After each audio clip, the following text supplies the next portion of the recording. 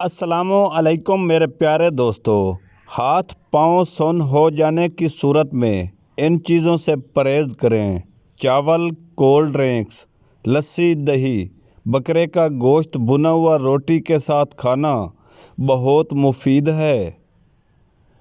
بوڑھے جانور کا گوشت کھانے سے مردانہ طاقت میں بہت جلد کمی آتی ہے۔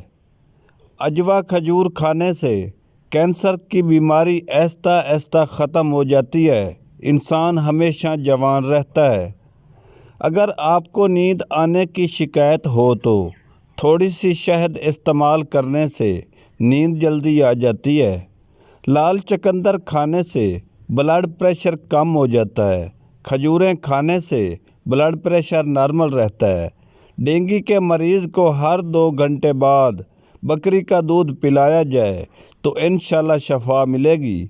بدن کی کمزوری ختم کرنے کے لیے اخروٹ کا حلوہ کھائیں، جسم میں طاقت ابھر آئے گی۔ کریلے کا زیادہ استعمال کرنے سے شوگر کے مریض کو شفا ملتی ہے۔ جن خواتین کے بال گرتے ہوں وہ پالک کا سالن بنا کر کھائیں، بال مضبوط ہو جاسن۔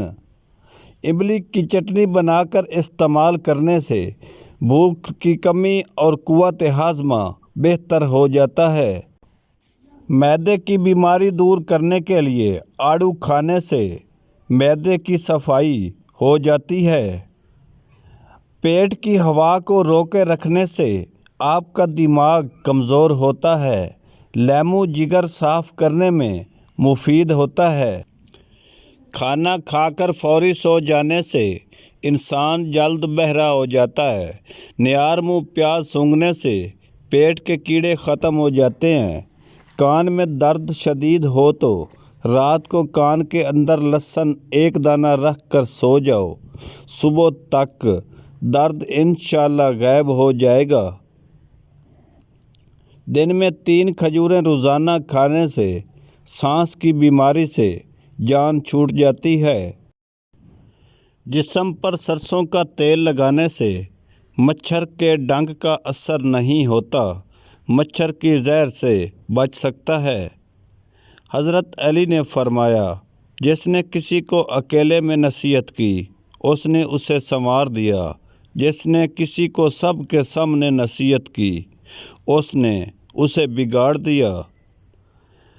اگر آپ کی مردانہ کمزوری کم ہے، آپ چاہتے ہیں کہ آپ کا نفس ساری رات کھڑا رہے، ہریڑ کا مربع کھانے سے نفس موٹا اور سخت ہو جاتا ہے اور ٹائمنگ میں بھی بہت زیادہ اضافہ ہوتا ہے۔ ویڈیو پسند آئے تو چینل کو سبسکرائب اور ویڈیو کو لائک ضرور کر دیا کریں۔